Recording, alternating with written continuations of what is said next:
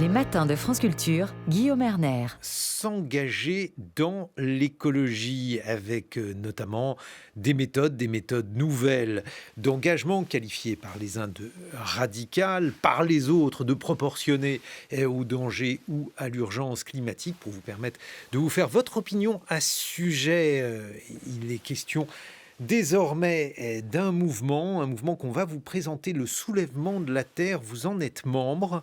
Léna Lazare, bonjour. Bonjour. Et ce mouvement, donc le Soulèvement de la Terre, un mouvement menacé de dissolution aujourd'hui par le ministre de l'Intérieur, publie un ouvrage collectif avec 40 voix. Donc pour ce mouvement, on ne dissout pas un soulèvement. Et c'est publié aux éditions du Seuil pour éclairer aussi l'histoire de l'écologie politique et de ces mouvements. Jean-Baptiste Fressos, bonjour. Bonjour. Vous êtes historien des sciences, des techniques et de l'environnement. On vous doit toute une série d'ouvrages importants, notamment Les Révoltes du ciel, une histoire du changement climatique du 15e au 20e siècle. Léna Lazare, je vais tout d'abord dire que vous avez 25 ans, vous êtes représentative de ces jeunes qui se sont engagés pour le climat. Quelques mots sur tout d'abord ce qu'est le soulèvement de la Terre. Les soulèvements de la Terre, c'est une dynamique qui est portée par des organisations donc, du mouvement climat, des organisations paysannes, mais aussi des luttes locales écologistes. Et c'est une dynamique contre l'agro-industrie et l'artificialisation des terres. Une dynamique à laquelle vous participez. Je crois que par ailleurs, vous avez un projet, je veux dire à titre personnel et professionnel, dans le domaine agricole. C'est ça, j'étais en études de maths et de physique à Sorbonne Université et mon engagement écologique prenait de plus en plus de place. Et c'est vrai que plein de raisons qui m'ont aussi amenée à m'engager dans les soulèvements de la Terre, le fait que la moitié des agriculteurs vont partir à la retraite d'ici à 5 à 10 ans, le fait de voir que justement ces terres petit à petit elles sont accaparées par l'agro-industrie qui est à milieu de ce qu'on devrait faire au vu de l'urgence écologique, ça m'a donné aussi envie de m'installer en tant que paysanne et donc c'est ce que je suis en train de préparer actuellement. Le mouvement auquel vous appartenez, le Soulèvement de la Terre, est souvent décrit comme étant un mouvement radical. Quelle est votre vision justement de ce mouvement, de ce mot radical? Est-ce que vous vivez comme radical? Mais c'est vrai que la radicalité, pour moi, ça peut être utilisé de manière extrêmement péjorative, mais pour moi, c'est revenir aux racines du problème. Et c'est vrai que c'est un adjectif que j'ai été beaucoup obligée d'utiliser ces dernières années. Enfin, moi, de base, je viens du mouvement des jeunes en grève pour le climat. Et le problème, c'est que l'écologie, maintenant, c'est dans toutes les bouches. On ne sait pas exactement de quoi parlent les gens lorsqu'ils parlent d'écologie. Et moi, quand j'ai commencé à me revendiquer d'une écologie radicale, c'était pour dire que, justement, je n'étais pas du bord de l'écologie libérale, de l'écologie de gouvernement, etc. Qu'est-ce que ça veut dire? Ça veut dire que vous refuseriez, si le mouvement, le Soulèvement de la Terre, alors ça nécessite un peu d'imagination, mais si vous deveniez une force politique qui se présentait aux élections, vous ne feriez pas de programme. C'est ça en fait qui vous distingue de l'écologie que vous dites libérale ou de l'écologie de gouvernement? L'écologie de gouvernement, enfin, je pense au gouvernement actuel quand je disais ça. Non, l'idée c'est et je pense que Jean-Baptiste Fressos pourra très bien en parler, c'est de dire en fait quelles sont les causes du ravage écologique. Est-ce que c'est l'humanité en règle générale? Est-ce qu'on est tous responsables? Est-ce que du coup mon principal mode d'action ça devrait être des petits gestes et de la consommation durable? Ça par exemple, tout ça j'y crois pas. Je pense que les causes du ravage écologique c'est principalement en fait notre système économique, donc le capitalisme, productivisme qu'on ne peut pas en fait revendiquer. On ne peut pas aller dans la direction d'une société juste et écologique si on n'abandonne pas l'idée d'une croissance infinie dans un monde de ressources finies. En fait, c'est toutes ces idées-là que j'ai envie de mettre derrière le mot d'écologie et qui me pousse aussi des fois à justement qualifier dans quelle écologie je me situe et la qualifier de radicale. Donc c'est une écologie qui se situe résolument à gauche, Léna Lazare? C'est vrai que du coup je me retrouve pas dans... Enfin, je pense qu'elle est peu compatible avec des valeurs de droite en effet. Mais c'est vrai que ces derniers temps je me suis beaucoup questionnée étant donné qu'on a accusé les soulèvements de la Terre d'éco-terroristes et que ce terme de radicalité ou de jeunes pour le climat qui sont radicalisés, etc. est vu de manière assez... péjorative. Là, ce que je souhaiterais dire, c'est que pour moi, en tout cas, du coup, cette écologie, elle se base justement sur les travaux scientifiques, qui soient en sciences humaines et sociales ou dans des sciences qu'on pourrait qualifier de dures, et que pour moi, elle est juste à la hauteur des enjeux, en fait. Si on ne suit pas cette vision de l'écologie, on continue à aller droit dans le mur, et on est dans des formes de greenwashing, de capitalisme vert, etc. Jean-Baptiste Fressoz, un commentaire.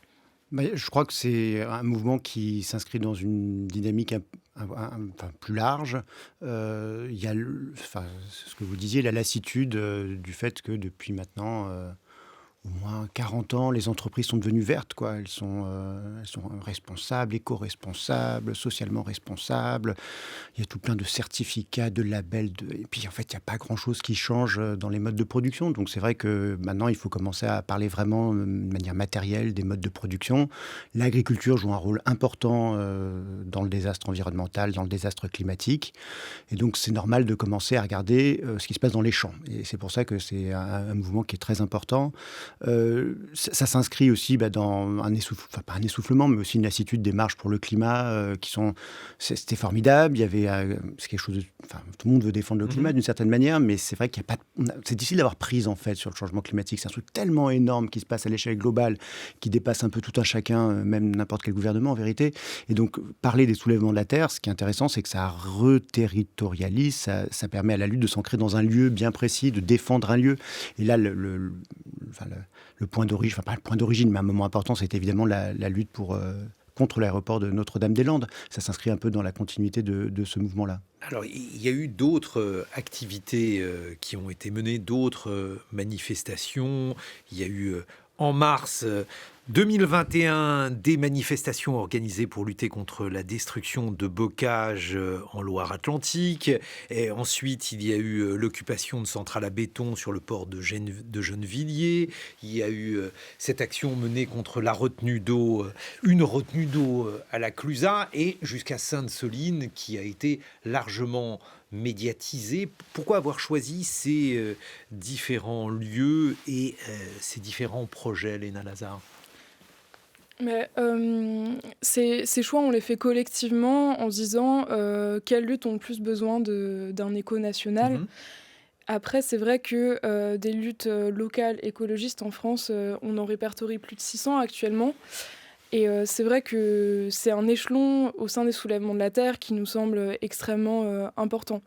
Il y a beaucoup de personnes qui se sentent totalement impuissantes face aux ravages écologiques en cours, parce qu'en effet, comme on l'a dit, quand on parle de climat, on se dit mince, c'est trop grand. Les COP, on voit bien que l'accord de Paris, il a été signé, mais il n'est pas respecté, donc que faire ? Mais c'est vrai que déjà se rendre compte que l'écologie et que la destruction du vivant, elle a aussi lieu près de chez soi, avec notamment tous ces nouveaux projets d'artificialisation des terres, que ce soit des entrepôts Amazon, que ce soit des fermes-usines, que ce soit des méga-bassines, c'est se rendre compte que justement, on peut déjà stopper ces projets-là. Et pour moi, stopper ces projets-là, c'est aussi justement aller vers la société vers laquelle on aspire. On l'a vu avec Notre-Dame-des-Landes. Une fois qu'on a gagné face à Vinci, il y a plein de militants qui s'installent en tant que paysans, il y a d'autres formes de démocratie qui sont expérimentées, et il y a plein de belles choses qui peuvent se passer lorsqu'un territoire est rentré en résistance.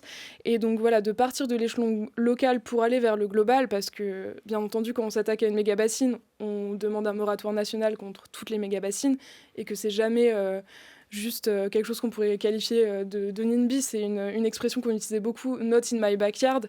Bon ok, vous êtes contre cet entrepôt Amazon, mais au final, Amazon, vous en fichez un peu tant que c'est pas devant votre jardin. Enfin, ça, c'est quelque chose qu'on rétorque totalement, et on pense que justement, prendre cette question de la lutte écologiste par ce qui nous touche, ce qui se passe à côté de chez nous, donc les lieux où on habite, etc., ça permet justement de lancer un grand mouvement de résistance qui peut avoir des répercussions nationales, voire globales. Mais alors, là aussi, Jean-Baptiste Fressoz, lorsqu'on replace ce type d'engagement dans l'histoire de l'écologie, parce qu'il y a eu des luttes historiques, je pense évidemment au Larzac, qui a été probablement la matrice de ces autres luttes. Qu'en pensez-vous et comment replacer ce phénomène en perspective ? Oui, effectivement, l'idée d'aller défendre un territoire, c'est quelque chose d'assez consubstantiel même à l'écologie populaire, en fait. Donc, c'est normal que ça se passe maintenant, en fait. Il n'y a rien de de surprenant là-dedans. Et je dirais la force des soulèvements de la Terre, c'est que ça donne une visibilité justement aux 600 luttes à travers la France. Personne n'avait entendu, ou très peu de gens s'étaient intéressés au fonctionnement des méga-bassines. Qu'est-ce que c'était concrètement? D'un seul coup, on a entendu des hydrologues parler à la radio, à la télé. C'est extrêmement important. Donc, par exemple, ça fait longtemps en fait qu'il y avait un collectif qui s'appelait Méga-bassines non merci ou Stop aux méga-bassines, etc. Bassines non merci. Bassines non merci, voilà. Personne ne s'intéressait à ça, et d'un seul coup, on se cultive, on apprend des choses, et puis à travers la question de la méga-bassine, en fait, c'est toute la question du modèle agricole, de l'agriculture intensive. En fait, c'est aussi la question de la consommation de viande. Je crois que c'est un point clé, c'est que ces méga-bassines, ça sert essentiellement à faire, enfin même à faire du maïs. Et ce maïs, c'est pas du tout pour faire nos salades avec les petits grains jaunes, c'est pour nourrir des bêtes, quoi, qui sont plus dans des pâturages, mais dans des fermes-usines, etc. Donc c'est en fait toute cette dynamique-là qui est saisie par cette lutte sur une bassine. C'est ça qui est assez passionnant. Léna Lazare, si le mouvement du soulèvement de la Terre est aujourd'hui menacé de dissolution, si on parle d'éco-terrorisme, je dis on, c'est un terme qui est utilisé pour qualifier chez les détracteurs évidemment de ce mouvement, c'est parce il est question de l'utilisation de la violence. Comment vivez-vous cela? On a vu ces images de Sainte-Soline. Certains ont vécu ça de l'intérieur, vous notamment, j'imagine. Comment décririez-vous votre rapport à la violence qui était sur le terrain? Quelle violence? Pourquoi? Mais ce qui est très compliqué vis-à-vis de Sainte-Soline, c'est qu'en effet, même avant la manifestation, on disait que les manifestants allaient être extrêmement violents. Et je trouve qu'on parle énormément justement de la violence des manifestants. Et c'est vrai qu'une partie des manifestants ont été violents. Mais il faut se poser la question de, déjà, pourquoi cette violence existe. Pour moi, c'est exactement comme dans le cadre de la mobilisation contre la réforme des retraites. Les gens deviennent violents, d'une part parce qu'on a des politiques du maintien de l'ordre qui se durcissent et qui sont extrêmement violentes, et d'autre part parce que face au déni de démocratie dans lequel on est depuis des années, les gens finissent par se dire « je n'ai plus que ce moyen pour me faire entendre ». Et pour moi, c'était vraiment une stratégie de diversion, l'écoterrorisme, le fait de dire qu'on était ultra violent, etc. C'était une stratégie de diversion de la part de l'exécutif pour qu'on évite de parler justement de la violence qu'il y a eu envers les militants écologistes à Sainte-Soline. Il y a 2 personnes qui ont été dans le coma. Il y a Serge justement qui était dans le coma, qui est toujours à l'hôpital, qui va avoir des séquelles très graves. Il y a eu l'entrave au secours. Ce que je veux dire, c'est qu'il y a même l'ONU qui a dit mais la dérive en ce moment... les politiques de maintien de l'ordre en France, on les pointe du doigt. Il y a une dérive autoritaire du pouvoir. Et alors, c'est à ça que ça me fait l'entrave au penser. secours est discutée, mais Léna Lazare, vous considéreriez que la violence de ces militants, votre violence, elle est seconde, c'est-à-dire elle est réactive par rapport aux violences dont vous êtes victime de la part des forces de l'ordre, ou elle est première parce que c'est une stratégie, parce que sans violence, il est difficile d'être entendu. Ça, c'est une phrase qu'on a pu là aussi entendre chez certains militants. Je pense qu'elle est surtout en réaction, en effet, à un monde profondément injuste où ça fait 50 ans que les pouvoirs politiques et économiques mènent toujours une politique écocidaire destructrice du vivant, et qu'on sait qu'on va droit dans le mur, qu'on sait qu'on va manquer d'eau cet été. Et c'est comme le déni de démocratie lié à la réforme des retraites. Moi, je pense vraiment que les gens réagissent à une violence systémique, et aussi la violence d'État qu'on retrouve via les politiques de maintien de l'ordre. Et nous, les soulèvements de la Terre, ce qui est intéressant, c'est qu'on porte, mais peut-être qu'on va en discuter, cette notion de désarmement, et c'est pour ça qu'on s'est fait connaître. Désarmement, c'est-à-dire c'est qu'on fait des actions de démantèlement d'infrastructures écocidaires, et on parle de désarmement parce qu'on considère que c'est une arme qui est braquée sur nous, et que lorsque par exemple, justement... détruire ou ne pas laisser construire une méga bassine, ça c'est une action de désarmement? C'est ça, exactement. On s'est fait connaître parce que, au niveau des méga bassines, on s'est surtout fait connaître par le débâchage de la méga bassine illégale de Cran-Chaban, qui était une action de désarmement. Et c'est aussi intéressant justement de voir là où se situait la légalité dans cette histoire. C'est vrai qu'on parle beaucoup de la désobéissance civile des militants, mais que les grands pollueurs outrepassent la loi très régulièrement. Votre point de vue, Jean-Baptiste Fressoz? Alors, c'est toujours délicat, évidemment. Le problème, c'est qu'on parle de la violence et pas l'hydrologie. Moi, c'est ça qui m'embête. C'est vraiment une manœuvre de diversion grossière, quoi. Quand il y a eu Gérald Darmanin qui a été auditionné au Sénat, c'était formidable. Il disait, mais moi, les bassines, j'en sais rien. C'est pas du tout mon domaine.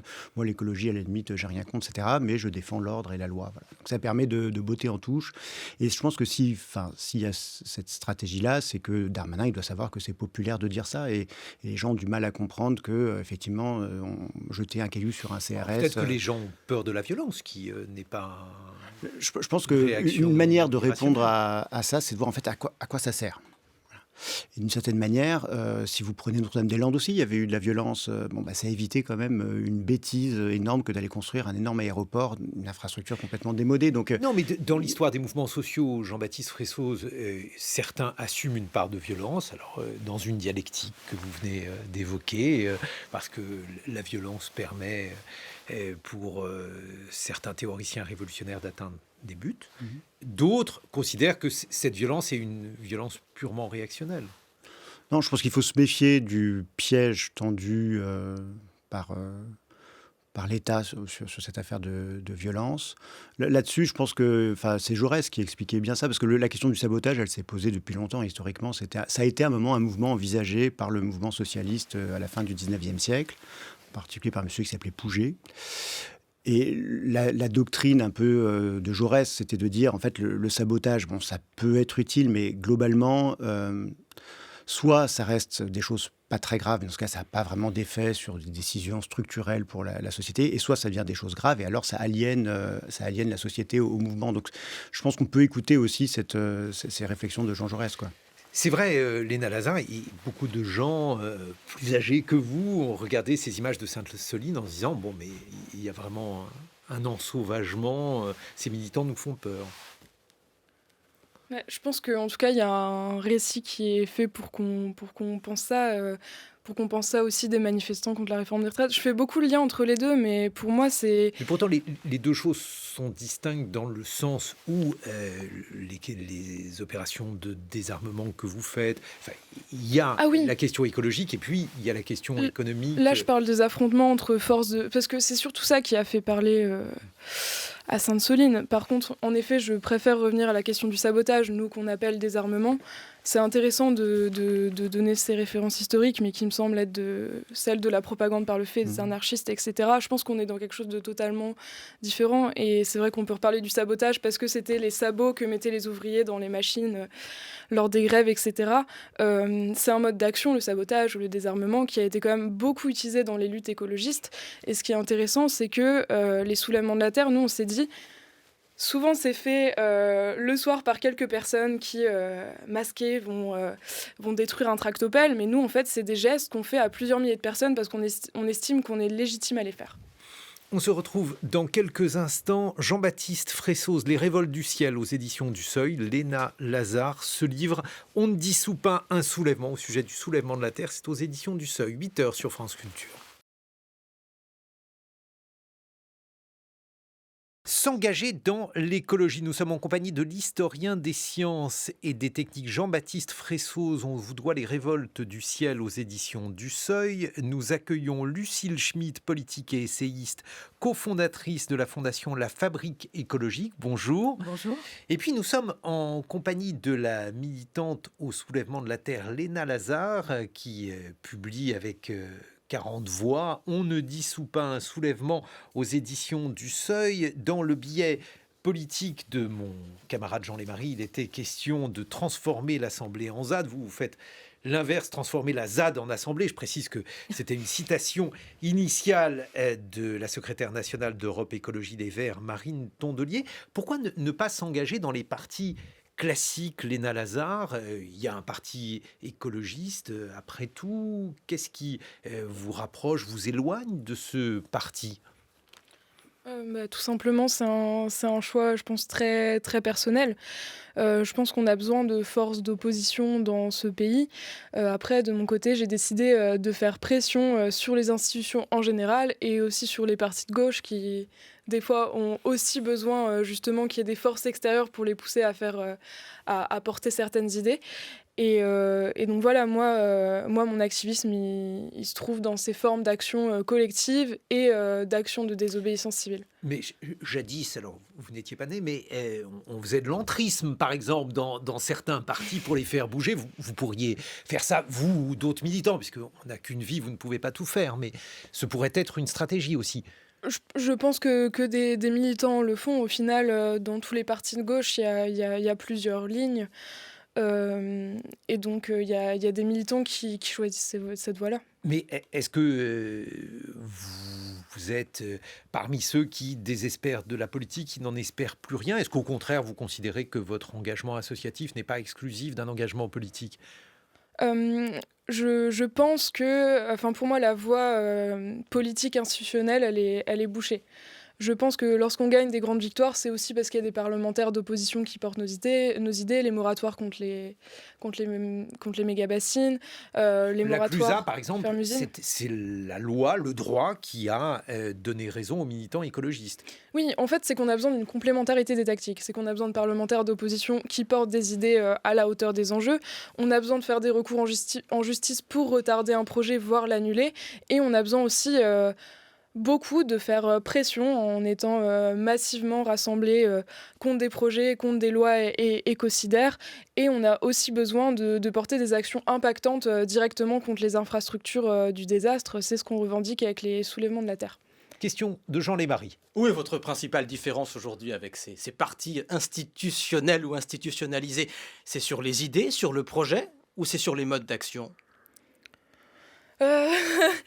C'est sur les modes d'action, mais c'est vrai que moi, je ne pense pas que c'est principalement la voie politique institutionnelle qui va nous permettre de gagner. Je pense que les grandes victoires dans la société, elles s'obtiennent sur le terrain par les mouvements sociaux. On pourra parler du droit de vote des femmes qui a été obtenu parce qu'il y avait des manifestations massives, mais aussi justement, d'ailleurs c'est intéressant, des actions de sabotage. Le mouvement pour les droits civiques, c'est pareil. Et donc ces grands changements de société, je sais qu'ils viennent surtout d'actions sur les terrains qui portent aussi justement une certaine radicalité. Lucille Schmitt, vous qui analysez l'écologie politique depuis quelque temps, quel regard portez-vous? Est-ce que ça marque une inflexion? Est-ce que c'est finalement un signe de la méfiance des écologistes vis-à-vis du combat politique?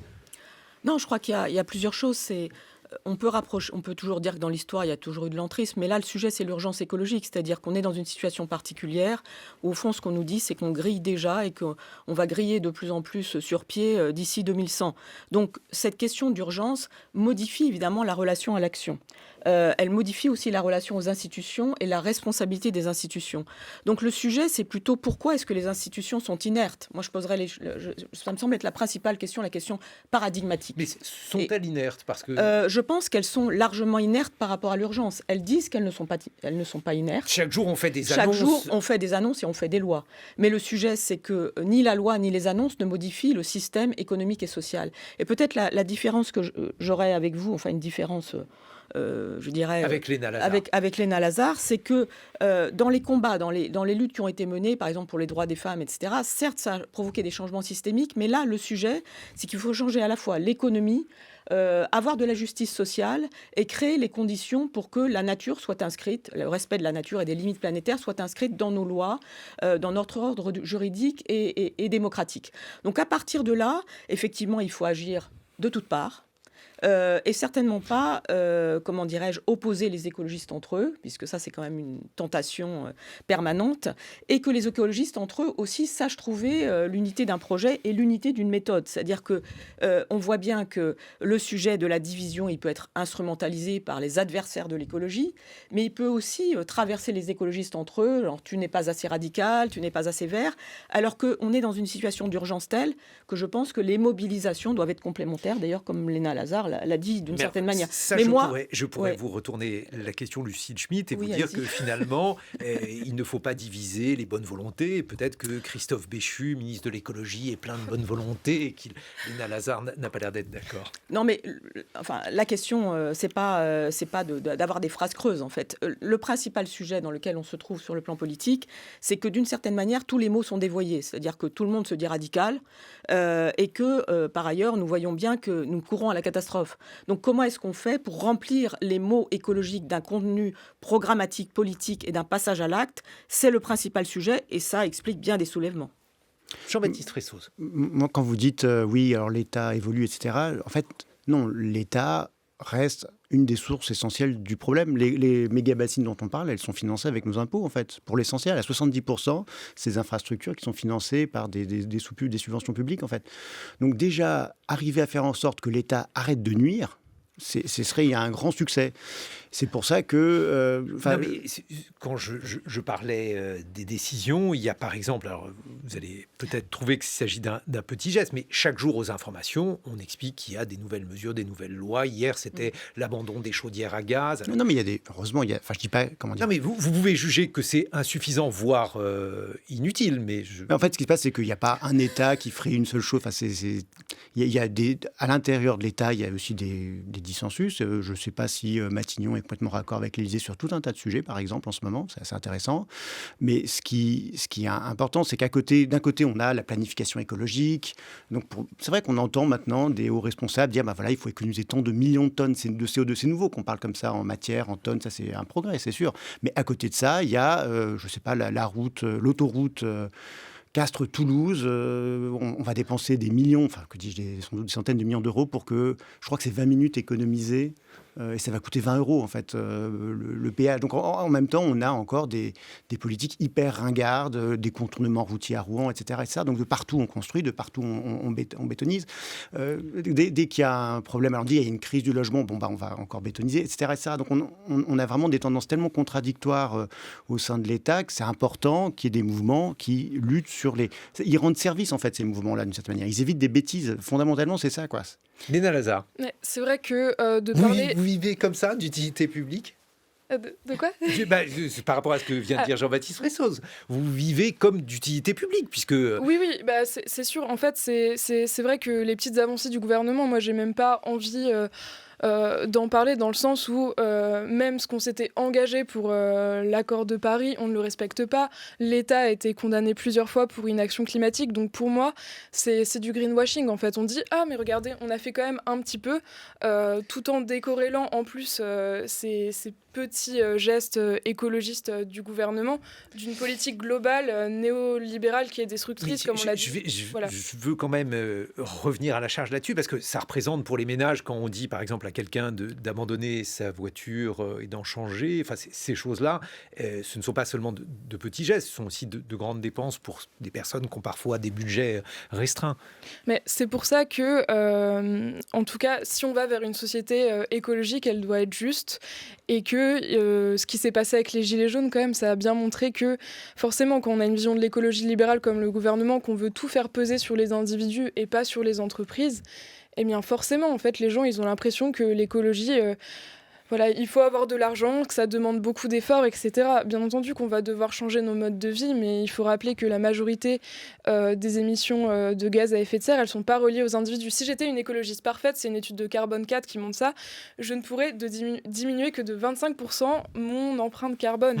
Et donc ça montre que l'action au niveau de l'État, c'est de contraindre les entreprises fortement. Lucille Schmitt. Oui, moi je voulais revenir sur ce qu'on vient de dire sur l'État, parce que j'ai lu le livre « On ne dissout pas un soulèvement » que je trouve extrêmement intéressant et très poétique par moments, notamment il y a un texte de Damasio remarquable, mais aussi sur l'écoféministe, Virginie Harris, etc. C'est magnifique. Mais il y a quand même, me semble-t-il, une espèce de limite dans le livre, c'est justement de penser l'État écologique. On sait très bien que dans les procès climatiques qui ont été faits à l'État, l'idée c'était qu'il faudrait un autre État. Et je pense que faire l'impasse sur ce que devrait être l'État, s'il respectait justement l'accord de Paris, parce que rappelons que c'est quand même le système diplomatique français qui a été très actif pour faire signer cet accord, on voit qu'il y a une sorte, et Jean-Baptiste Fresso le disait, il y a une sorte de tension aujourd'hui qui monte au sein même des institutions, que ce soit le Haut Conseil pour le climat, que ce soit ce qui a été fait autour de la Convention citoyenne. Et donc, il n'y a pas un État, il n'y a pas qu'un État sécuritaire. Alors, certains voudraient nous le faire croire, et je ne les définis pas aujourd'hui. C'est très drôle d'ailleurs de lire le texte de Damasio là-dessus. Mais donc, tout le sujet, c'est au fond de savoir comment est-ce qu'un État écologique pourrait exister et surtout comment est-ce qu'il pourrait exister à très court terme. Et en ce sens, c'est vrai que les politiques qui sont menées aujourd'hui, vous le dites, ne sont évidemment pas suffisantes, que lorsqu'on prend des lois et des dispositions écologiques, on voit que leur mise en œuvre pose d'importants problèmes, qu'il s'agisse par exemple du zéro artificialisation nette sur les sols. Et donc on voit bien qu'il y a une sorte d'écologie qui tombe du ciel, qui n'arrive pas à se mettre en pratique, parce qu'elle se heurte évidemment à des intérêts puissants, parce qu'elle se heurte aussi à des enjeux, oui, des intérêts économiques puissants. Intérêts puissants, mais aussi parce que quand vous parlez de l'artificialisation, l'artificialisation des terres, zéro, enfin bref, vous avez compris de quoi je parlais. Nette. Eh bien, cette question-là, par exemple, elle s'articule ou elle doit s'articuler avec un autre problème qui est la crise du logement, et ainsi de elle suite. s'articule avec la promotion immobilière. Donc, il y a les deux. Et effectivement, on voit bien que notre organisation économique et sociale articule l'économie, des intérêts puissants souvent, et les enjeux d'emploi, les enjeux d'inégalité, etc. Donc, c'est toute la question, c'est comment est-ce que les enjeux écologiques prennent place dans des politiques qui ne sont pas faites pour eux. Donc, à partir de là, c'est un immense chantier qui doit être mené de manière, je tiens à le dire, résolue par des fonctionnaires. Je voyais que dans le livre, par exemple, il y a une critique sur les hauts fonctionnaires serviles, etc. Il y en a des serviles, puis il y en a qui ne sont pas serviles, en fait. Il y en a qui ont envie aussi que les choses existent dans les institutions. Et donc, tout ce combat contre des institutions qui, effectivement, nient la promesse qu'elles ont faite avec l'accord de Paris, il faut le mener, je crois, aussi de l'intérieur. Jean-Baptiste Fressoz. Je comprends quand même, dans ce livre, il y a tellement de... Je comprends le sous-texte un peu anti-étatiste, sachant que l'État s'est construit comme un État développementaliste depuis longtemps, surtout dans les domaines agricoles, en fait. C'est l'État qui a encouragé le remembrement, qui a fait qu'on a arasé les bocages, qui fait que maintenant on a des problèmes, l'eau ruisselle plutôt que s'infiltrer, ce qui fait qu'on a des sécheresses, etc. Donc, fondamentalement, c'est normal qu'on désigne à un moment l'État comme ennemi sur ce genre de lutte-là. C'est pour ça que je ne suis pas... Mais c'est un ennemi assez abstrait dans ces contextes-là, parce qu'on pourrait très bien désigner comme ennemi les politiques, certaines politiques gouvernement. menées. Bien sûr, on peut aussi faire ça, mais c'est-à-dire, faut bien voir l'énorme changement de cap qu'il faut donner. Et ce livre, il est important pour ça. C'est-à-dire, il désigne aussi des responsables et... Donc c'est pour ça que je trouve que dire oui, ils réfléchissent pas à l'État, ils font pas. Ce livre, il est pas là pour ça, quoi. Il est là pour montrer que les soulèvements de la terre, c'est pas du tout un truc d'éco-terroriste comme il raconte. C'est déjà il y a 40 personnes tout à fait sérieuses et raisonnables qui en parlent. Il y a Florence Abetz qui est hydrogéologue au CNRS. Je crois pas que ça soit une éco-terroriste avec un couteau entre les dents. Je vous explique à quel point c'est complètement irrationnel cette affaire de méga-bassines, que ça nous amène droit à la situation californienne, espagnole, chilienne, où on a une course à la puissance, à pomper de plus en plus d'eau pour les gros, parce qu'en fait, en gros, ceux qui peuvent récupérer l'eau, c'est évidemment ceux qui ont les moyens de s'équiper en méga-bassines et en méga-pompes. Voilà, un mécanisme irrationnel pour le dire en moi, ce qui me frappe, c'est amont. qu'on sait vers quoi on s'achemine. Enfin, je veux dire, là, en Espagne, maintenant, les méga-bassines, elles sont à moitié vides, parce qu'on ne peut même plus les remplir. Et le sud-ouest de la France sera dans la situation espagnole dans quelques années. Donc, Léna Lazare. Oui. Non, mais c'est intéressant de revenir à cette notion d'écoterrorisme, mais c'est vrai qu'il y a un message que j'avais envie de porter aujourd'hui parce que je suis assez inquiète. Il y a quelques jours, il y a eu la plus grosse opération menée par les services antiterroristes envers des militants écologistes qui ont désarmé une usine Lafarge en décembre dernier. C'est une action qu'on avait relayée via les soulèvements de la terre parce qu'on l'avait trouvée salutaire. Et là, ces personnes donc sont soumises... aux directives antiterroristes, ça veut dire qu'elles peuvent rester jusqu'à 96 heures en garde à vue. Et c'est là où on voit que ce discours d'écoterrorisme, il peut paraître ridicule. On se dit, oh là là, mais Darmanin, vraiment, il exagère sur ça. Mais en plus de dire qu'on ne débat pas avec les écoterroristes et du coup de nous sortir en fait de ce groupe de personnes qui pourraient être relativement respectables, enfin, en tout cas avec qui on pourrait discuter, on voit que malheureusement ce discours il sert une politique répressive qui fait que ça va être de plus en plus compliqué pour nous de mener des actions. Lucille Schmitt. Oui, je crois que sur cette question de l'État, et c'est intéressant qu'on ait une discussion là-dessus, et moi j'ai un passé, si je puis dire, de haut fonctionnaire, donc que j'assume tout à fait. Je pense que c'est un point vraiment fondamental, parce qu'en France, sur l'État, il y a un imaginaire, et sur l'État, il y a une puissance de l'État qu'il n'y a pas dans d'autres pays. On n'est pas du tout un État fédéral. Donc le fait d'investir l'État, et je comprends bien ce que dit Jean-Baptiste Fressoz, évidemment, il faut faire du 180 degrés, hein, mais cette question de comment est-ce qu'on n'arrive pas à le penser et comment c'est au fond le point nodal de la difficulté à faire écologie, c'est un point qui nous renvoie à une responsabilité collective de la société. Et puis, si on définit seulement l'État de façon trop sécuritaire, on risque du côté des mouvements écologistes, activistes, d'être à son tour réduit à l'idée de la violence-non-violence. Et donc, c'est un sujet qui a été agité. On sait d'ailleurs qu'il est important dans votre mouvement, le débat autour des méthodes, sur la question de comment est-ce qu'on réplique à la violence d'État, etc. Et donc, toute cette question de réduire l'État au sécuritaire, je pense que ça peut, d'une part, amener à caricaturer les mouvements activistes, et d'autre part, ça implique une espèce de limite sur la pensée écologique dans les institutions qui pose un problème lorsqu'il s'agit de mettre en pratique les choses. Il y a la question étatique, il y a aussi la question démocratique. Léna Lazare est parmi les Français, certains Français peut-être les plus vieux, voilà, ma classe d'âge, eh bien, on voit ces jeunes qui font toute une série d'actions, et on se dit, mais finalement, voilà, ils veulent nous priver de la liberté au prix donc de leur lutte écologique. Qu'est-ce que vous en pensez, vous qui faites partie du soulèvement de la Terre et qui êtes jeune? Mais ce qui est intéressant, c'est que les soulèvements de la Terre, on se mobilise, donc ont des projets polluants et imposés la plupart du temps. Et pourquoi ces luttes émergent ? Il y a une enquête sociologique qui a été faite, et les gens disent principalement, pourquoi est-ce que je rejoins un collectif contre ce projet polluant, c'est parce qu'il y avait un réel déni de démocratie. Et le souci, c'est qu'on se retrouve avec des simulacres de démocratie que sont les enquêtes publiques, etc., où en fait on demande leur avis aux gens, comme dans le cadre de la Convention citoyenne pour le climat, et où au final on voit que les décisions elles sont prises à côté, et que l'avis des personnes, même lorsque il y a 80% de la population qui est contre un projet d'autoroute, le projet d'autoroute passe. Et c'est vrai que cette question de la démocratie, pour moi, elle est au centre en fait de la lutte écologiste, et que nous, on aspire à plus de démocratie. Et c'est vrai que moi, je fais partie de ces jeunes militants écolos qui sont très inspirés par la pensée de Murray Bookchin, par le municipalisme, et on se dit, est-ce que nous aussi... Il faut le présenter en quelques mots. Murray Bookchin, c'est un penseur écologiste qui a donc théorisé le municipalisme libertaire. Donc voilà, l'idée, c'est de dire on va avoir un système démocratique confédéraliste où l'échelon local a beaucoup plus d'importance, avec des systèmes d'assemblée populaire. C'est ce qui a notamment inspiré les instances démocratiques au Rojava.